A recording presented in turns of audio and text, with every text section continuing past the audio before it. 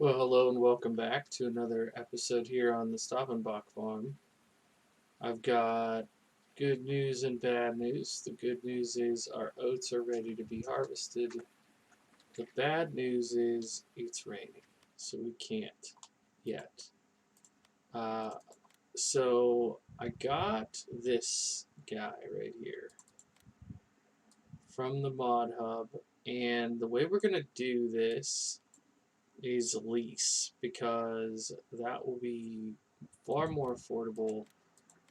Um, we will lease it, use it for this time, and then probably return it. So I thought about taking the wool up with me, these two wool pallets, but I think I'll just wait and take those later. So yeah, another drive to the store. I know it gets a little bit repetitive, and I apologize for that. Uh, I like this field here. I mean, we're not going to be in a position to buy any fields anytime soon, but um, I like that field. Kind of wish that it was ours, so it wouldn't feel so bad cutting through it, but I don't feel too bad. So between times that I play this, I always forget where the shop is. I think we take this one.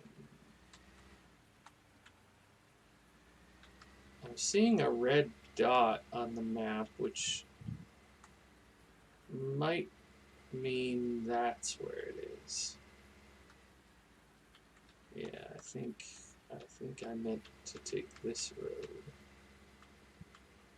I don't. Yeah, the red dot would be the thing we just leased.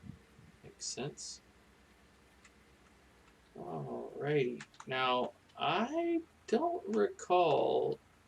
You know what? I did use this one. I used this one on a playthrough that was, if not my first, it might have been my second on the channel ever. It was a start from scratch, and this was the most affordable combine. That's one of the things that I've found that I've learned about farming from this game is that, like, okay, you know, you might be able to get an old used tractor for a couple $1,000s. Maybe you get an old mower for a couple thousand or whatever, 1,500, something like that. But there's a real jump when it comes to harvesters. I mean, even the scrappiest old harvester is going to run you in the neighborhood of 100,000.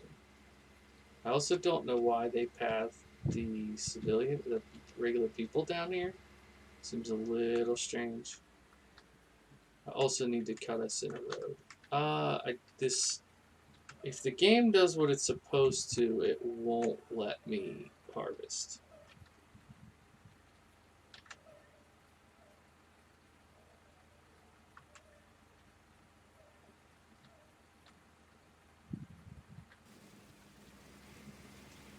Do not harvest during rain. Alright, well, in that case, if this even withers, I'm turning off withering, just because I can't be bothered to deal with that. I would be so mad if it withered because of this stupid untimely rain. While it's doing that, let's look. Yeah, so we're 35 grand in debt. So we need to harvest this. We'll put every bit of it that we can straight in for the horses. They have no oats, so I'm assuming since these are 10,000 that they'll take 10,000 liters of oats. Look at this. It's middle of the day and it's still raining. How much rain are we going to get? So the sheep are... Did they get another full pallet? No. 3/4.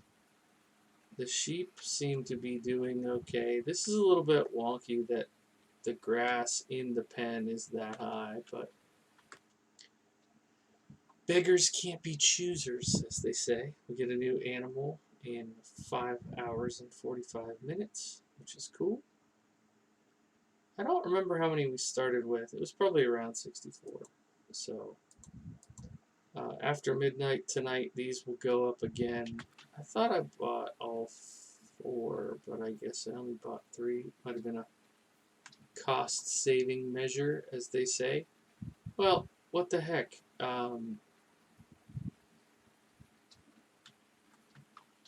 If I had known this was going to be a sit in the rain episode, I would have just done it off screen. Great demand at the barn.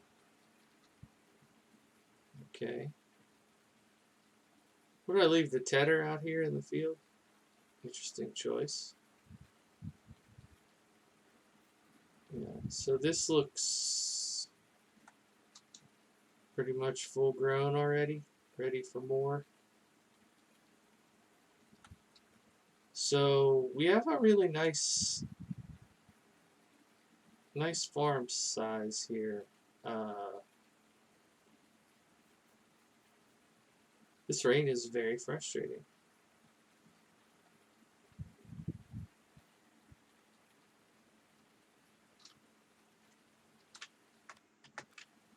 Okay, well, I guess we'll wait for the wool. Oh yeah, for the wool to die down, for the rain to die down.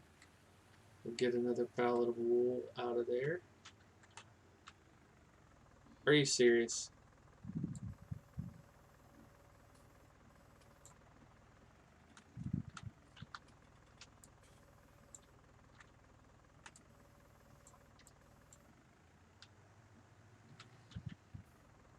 Okay, it's like still raining, but getting nicer. I think.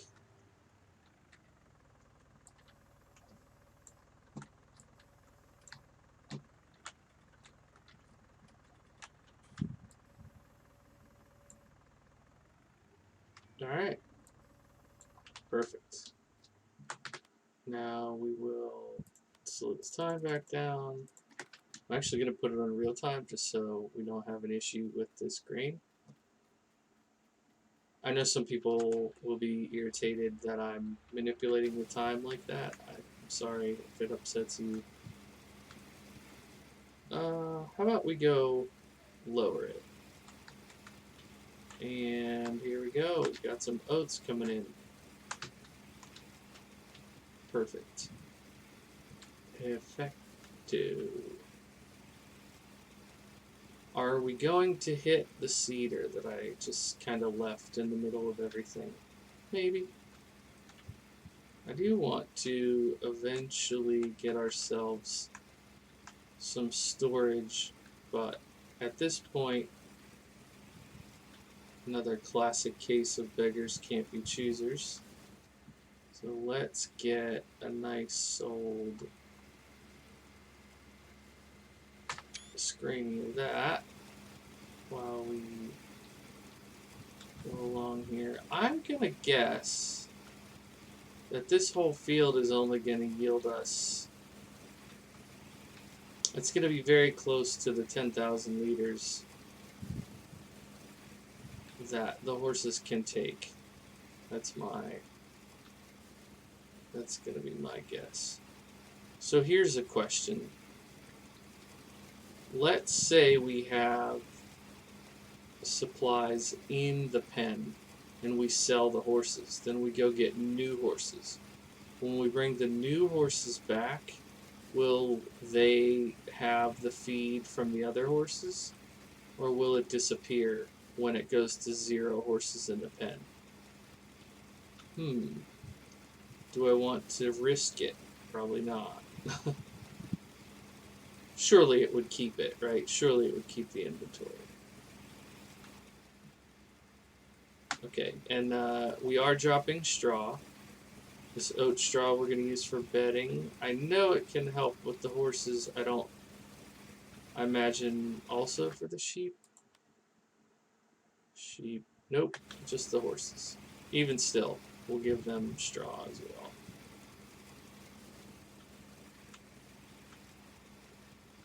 I know I'm missing these little tufts on the ends. Hopefully I can come back through and get those in a little bit.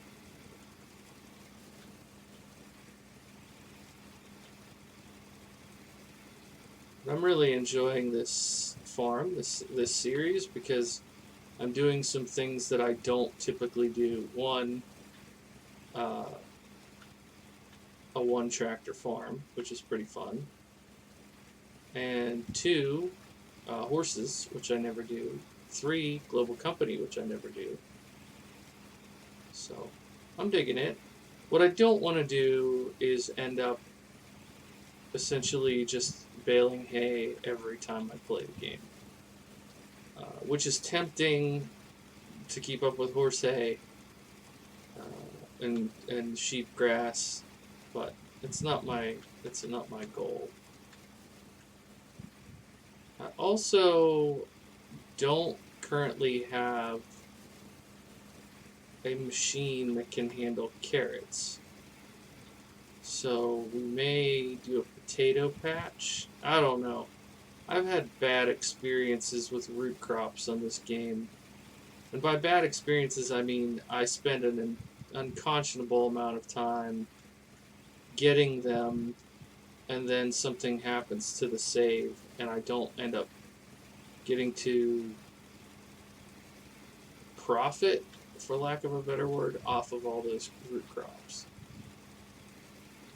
Like, for me to get the potatoes for this, we would need the cedar we could lease for fairly cheap. The seeds wouldn't be that different, but it would be the harvester that would be very costly. I don't even know if this tractor would pull that harvester, which is why I do like some of the modded potato harvesters.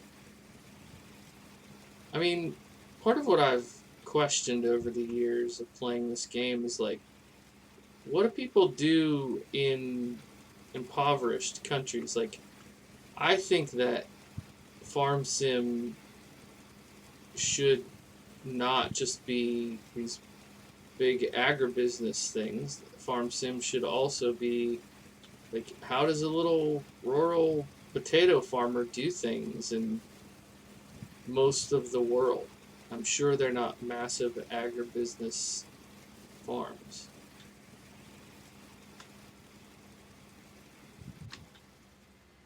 Okay, we will auger out.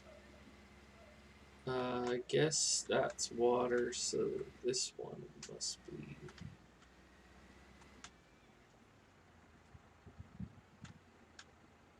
And then we'll take the oats. Let's see, can I do this? Can I dig it?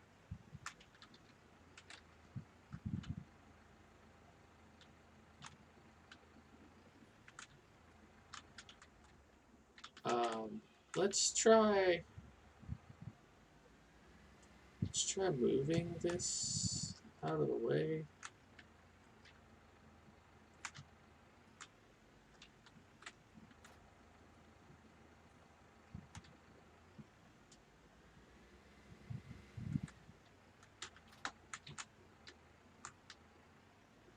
If I even have to like dry the oats or something before the horses will eat them, I'm going to be a little bit cranky.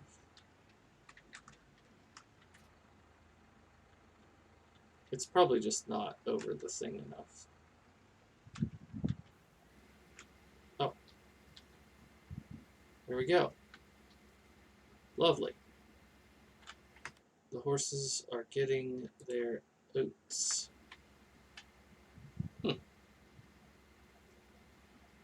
Hope you're happy, horses.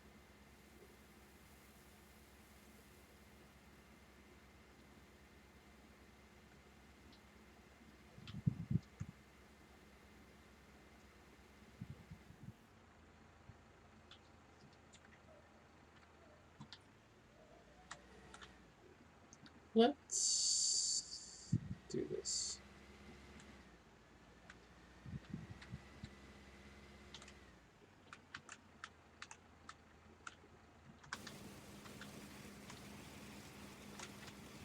I know I've driven in the crop a little bit, but I'm trying as much as I can to limit it. Boy, this thing works really nice.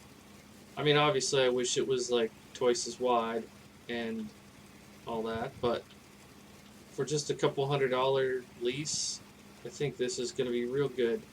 If that was whatever it was, 1,400 liters, I mean, I would think we should be able to get. Oops, let's. I would think we should be able to get.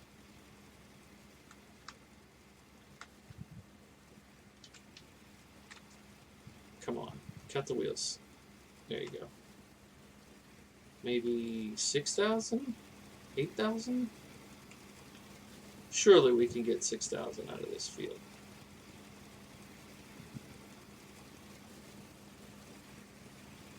Just hoping we can get a good bit. Get ourselves some happy horses.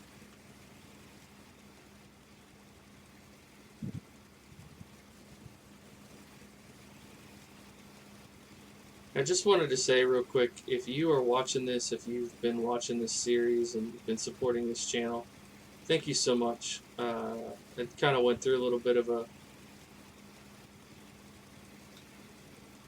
negative patch here recently, thinking about all this content creation and do I want to keep doing it and all that. So if you're one of the ones who's here supporting and you're watching and you're enjoying and leaving comments and likes and all that, thank you so much. I know that probably feels like people are begging when you hear them say that, but genuinely, it makes it worth doing for us.